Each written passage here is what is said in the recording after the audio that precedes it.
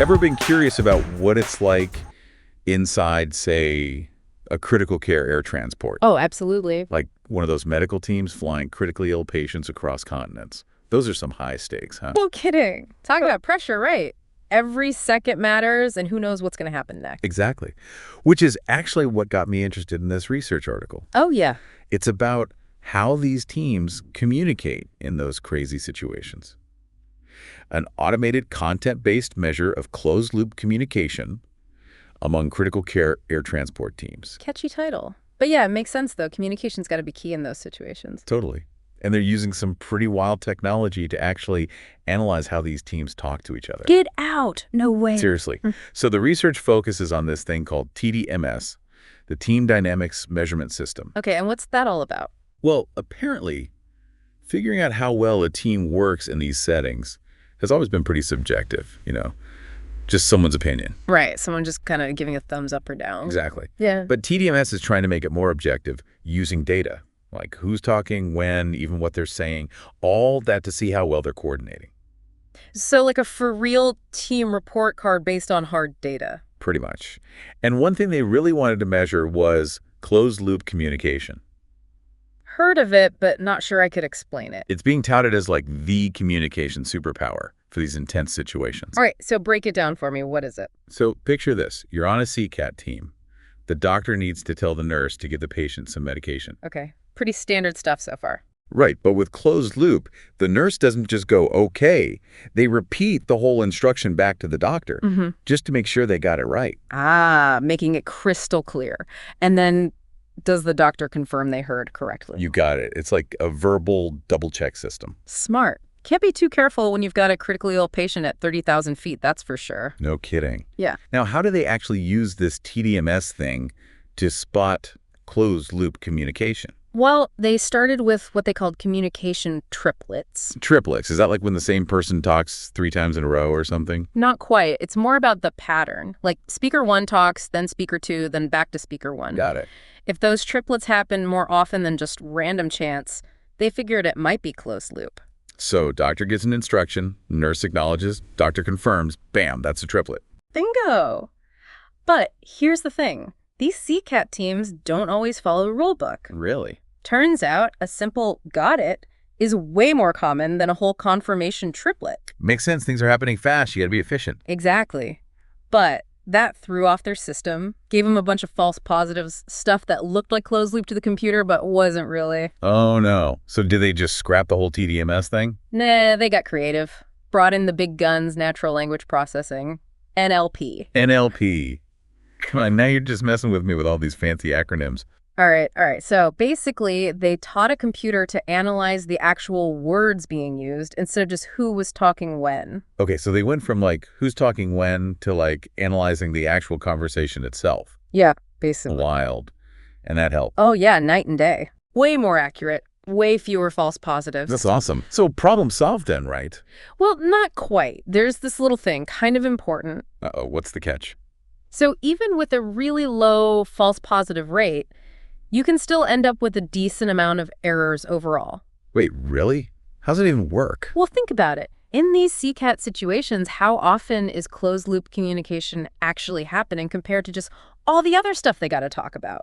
Yeah, good point. Probably not constant, right? Right. And the data backs that up. Only a tiny percentage of the total communication they recorded was actually closed loop. So even if the system nails those closed loop moments, there's still a ton of other stuff happening. Exactly. And that's where it gets tricky. Even if you only misidentify a tiny percentage of that non-closed loop stuff, well, there's just so much of it that it adds up fast. Yikes. I see what you mean. So it's like super accurate at finding the closed loop stuff, but because there's just so much other communication, it still ends up with errors. Exactly. Like finding a needle in a haystack. Even with a great metal detector, if you've got a million pieces of hay, you're still going to get some false positives. Okay. Yeah, that makes sense. And I'm guessing in this case, those false positives aren't just like statistical things. They actually matter for how these teams are trained and evaluated. 100%. All right. So I'm curious, how do you see all this applying to, regular people? Yeah, that's what I was thinking. Like, I'm not performing life-saving procedures in a plane, but this communication stuff has got to be useful for everyone, right? Absolutely. The biggest thing to remember is that in real life, closed-loop communication isn't as simple as they make it sound. So it's not always that perfect say it, repeat it, confirm it thing. Nope. Sometimes a got it does the trick. As long as everyone's on the same page, you're good to go. Okay, good to know. I was starting to think I needed to start repeating everything back. Uh-huh. No need for that. The second big takeaway is about how we use our words. This study really shows how important specific words and phrases are. So it's not just what you say, but how you say it. Exactly. Being mindful of the words we choose can totally change how well other people understand us, and that's true for everyone, not just doctors and nurses. Makes you realize how much we take communication for granted.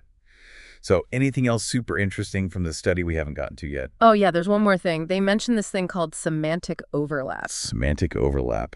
Sounds complicated. Nah, it's pretty simple, actually. It's all about how much language is repeated between speakers during a conversation. So like, if I repeat back what you just said to make sure I understand. Yep. Or even just using some of the same key words or phrases. Interesting. So it's like not just acknowledging the message, but actually reflecting back some of the same language to show you get it. Exactly.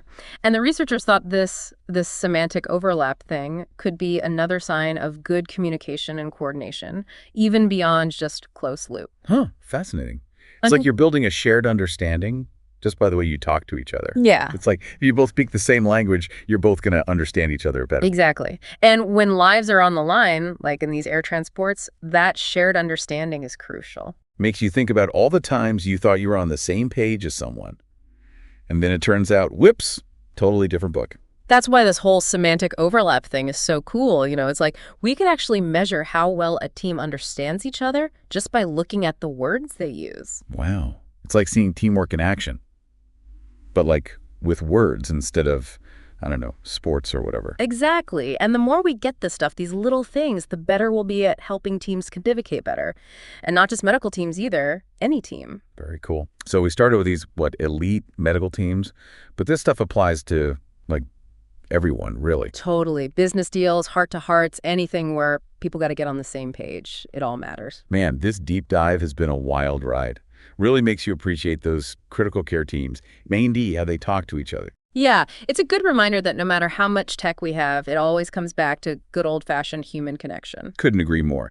So, to all our listeners out there, next time you're in a tough spot or even just chatting with a friend, remember this stuff.